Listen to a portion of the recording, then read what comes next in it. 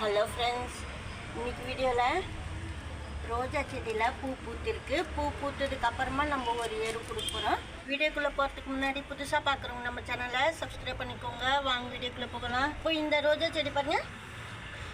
இந்த ரோஜா செடி வந்து நடும்போது வீடியோ பண்ணியிருக்கேன் நான். ஏன்னா அது தெரிஞ்சதுன்னா நல்லது. ஏன்னா நட்டதுக்கப்புறமும் இந்த பூ பூத்துது பாருங்கள், நல்லா அடுக்காக தான் இருக்குது. பூ பூத்ததுக்கப்புறமா வந்து நம்ம இன்னும் பிரான்ச்சஸ் போடணும் அப்படின்னா எரு கொடுக்கணும். ஏற்கனவே நான் சொல்லியிருக்கிறேன். வேர்க்கடலை, கடுகு, எள்ளு இந்த மூணுமே மிக்ஸி கப்பில் அரைக்கணும். எப்படி எந்த அளவுக்குன்னா நான் அளவு சொல்கிறேன். 1 ஸ்பூன் கடுகு, 1 ஸ்பூன் எள்ளு, 1 ஸ்பூன் வந்து வேர்க்கடலை. வேர்க்கடலை வந்து 2 ஸ்பூன் அளவு கூட போடலாம், இல்லை 1 ஸ்பூனே கூட போட்டுக்கலாம். மூணுமே வந்து மிக்ஸி கப்பில் அரைச்சிடணும். அரைச்சிட்டு நல்லா பவுட்ரு பண்ணிவிட்டு அதுலேருந்து 1 ஸ்பூன் அளவுக்கு நம்ம செடிக்கு போடணும். அதுக்கு மேலே போடக்கூடாது. அரை ஸ்பூன் போட்டால் கூட நல்லது தான். அந்த அரை ஸ்பூன் எத்தனை நாளுக்கு ஒரு வாட்டி போடணுன்னா, நீங்கள் 1 ஸ்பூன் போடும்போது பூ பூக்கிற வரைக்கும் அதுக்கப்புறம் போடக்கூடாது இந்த எருவு. அரை ஸ்பூன் போடுற மாதிரி இருந்தால் 10 டேஸ் ஒன்ஸு அரை ஸ்பூன் போடலாம். அப்படி இது போல் எரு போடும்போது உங்களுக்கு என்ன நடக்கும்னா, நல்லா தளிர் வரும். அதே சமயத்தில் பூ பூக்கும், பெரிய பூவாக இருக்கும். நம்ம வாங்கின சைஸை கூட பூக்கும். இது வந்து ஃபஸ்ட்டு பூ, நம்ம வாங்கினதுக்கப்புறமா பூத்த பூ இது. சப்போஸ் அந்த மாதிரி கொடுக்க முடியலன்னா நீங்கள் என்ன செய்யணுன்னா, பனானா வந்து நாட்டு சர்க்கரை ஜாகரி அதை சேர்த்துட்டு நீங்கள் கொஞ்ச நாள் வச்சுருந்து 1 வீக்கு நல்லா கலந்துட்டு வச்சிடணும். அதாவது வாழைப்பழம், நாட்டு சர்க்கரை கலந்துட்டு பாட்டிலில் இது போல் போட்டு வச்சிடணும். நீங்கள்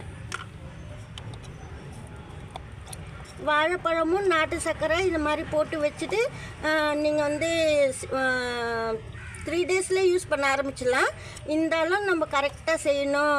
ஃபர்மெண்ட் ஆகணும்னா 20 டேஸ் வரைக்கும் வச்சுருந்து அதுக்கப்புறமா இந்த அளவுக்கு நம்ம ஒரு லிட்டர் தண்ணிக்கு 1 ஸ்பூன் போட்டு நல்லா கலந்துட்டு சின்ன பாட்டில் வச்சுருந்தா 1 கிளாஸ் வந்து நம்ம கொடுக்கணும். அந்த மாதிரியும் நீங்கள் கொடுக்கலாம். மாற்றி மாற்றி நான் சொல்கிறேன். 1.5 லிட்டர் தண்ணிக்கு வந்து 1.5 லிட்டர் ப்ளெயின் வாட்டர்னால் இது வந்து வாழைப்பழம் ஜெல்லு, நாட்டு சர்க்கரை கலந்தது 1 ஸ்பூன் ஊற்றிக்கலாம். நம்ம 1 ஸ்பூன் சேர்த்துட்டு செடிக்கு வந்து 1 கிளாஸ் அளவுக்கு நீங்கள் கொடுக்கணும். பெரிய தொட்டியில் வச்சுருந்தீங்கன்னா ஒரு 1/2 லிட்டர் தண்ணி அளவுக்கு நம்ம கொடுக்கணும். அதுதான் ரொம்ப நல்லது. அப்புறம் சப்போஸ் மண்புழு எருவு அந்த மாதிரிலாம் நீங்கள் வச்சுருந்தீங்கன்னா, நான் இன்னும் இந்த செடிக்கு வந்து நட்டதுக்கப்புறமா எந்த எருவும் கொடுக்கல, இப்போ தான் கொடுக்குறேன். ரோஜா செடிக்கு மண்புழு எரு வந்து அப்பப்போ சேர்த்தா தான் ரொம்ப நல்லது. இப்போ நான் வந்து மண்புழு எருவு வெறுமை கம்போஸ்ட் போட்டிருக்கேன். கூடவே வந்து பனானா வந்து ஃபர்மெண்ட் பண்ணது நம்ம கொடுக்குறோம். எந்த அளவுக்குன்னா ஒரே 1 கிளாஸ் அளவுக்கு நீங்கள் கொடுக்கணும், ரொம்ப கொடுக்கக்கூடாது. அதாவது இந்த மாதிரி நீங்கள் கொடுக்கும்போது ரொம்ப தளிர்லாம் வந்து நல்லா க்ரீன் கலரில் வரும். வெங்காயத்தோல் சேர்த்திங்கன்னா இதுலேயே நீங்கள் வெங்காயத்தோல் கூட சேர்த்துக்கலாம். அப்போ ரெட் கலரில் தளிர் வரும். இப்போ இது போலலாம் லீஃப் பாருங்கள், நல்லா பெரிய பெரிய லீஃபாக இருக்குது.